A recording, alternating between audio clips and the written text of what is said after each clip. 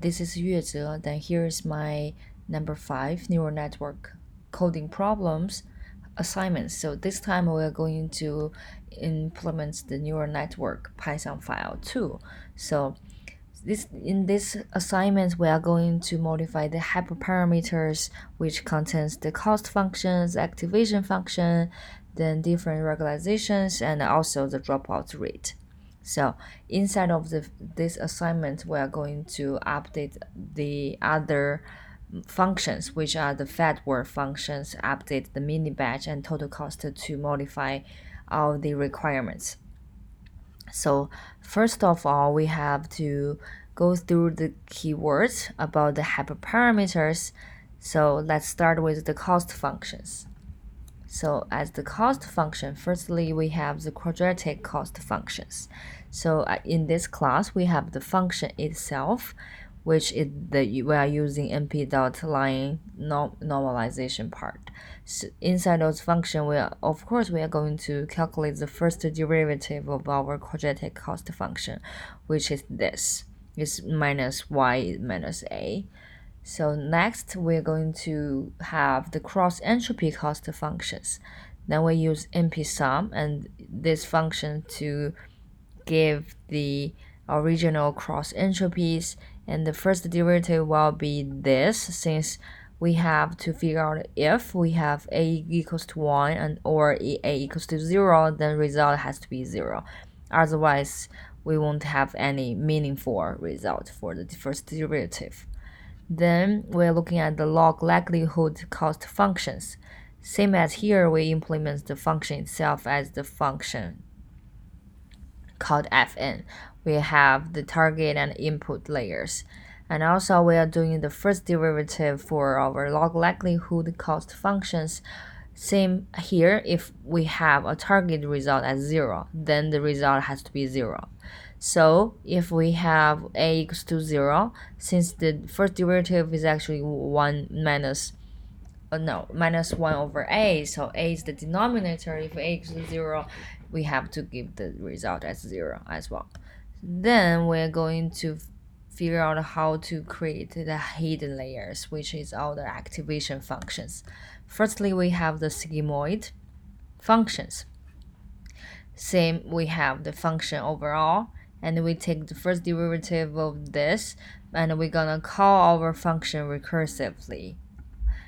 So next, we have the softmax activation functions. Then the activation function should be this. We use the e over np_sum of our e. So e actually is the exponential functions.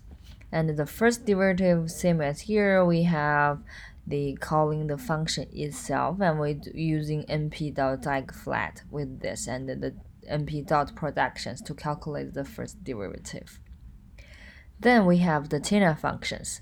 Then the function is look like this. We just implements the math function into the Python code, and we have to calculate the derivative and calling the function again. But this time we're going to give the result is actually 1 minus function of z squared.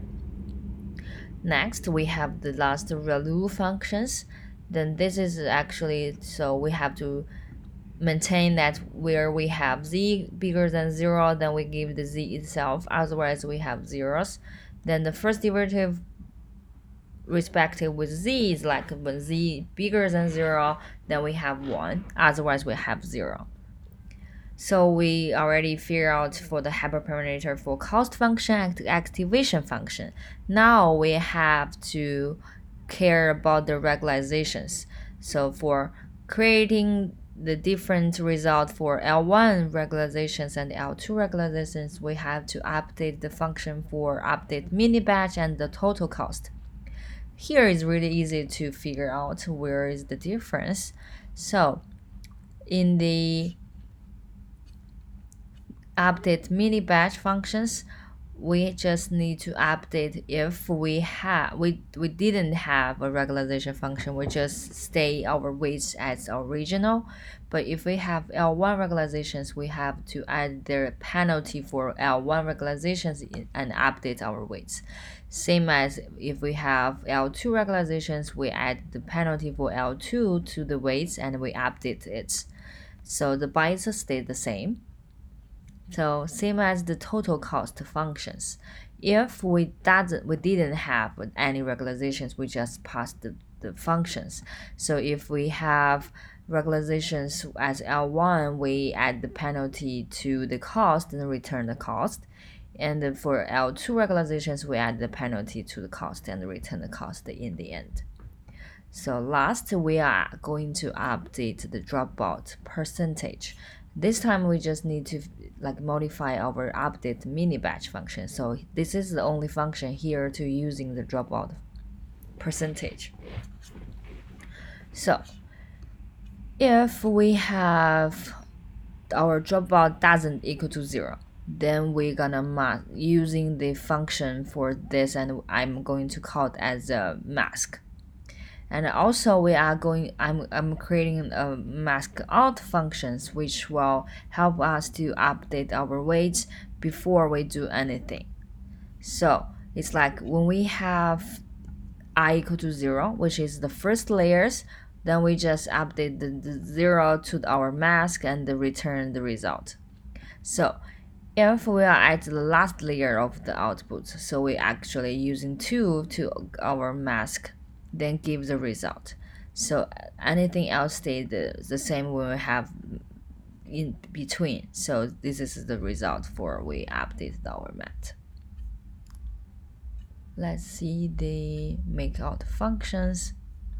It's like, okay, we have our layer weight, we have the mask we create, and also our layer status. So if we add our first layers, then we just update our layers and the range like this. And if it's in 1, then we update this. If it's in 2, then which means we have j equals to 1, which means it's everything in the last as the last layers. Then we update our layers weights. So thank you.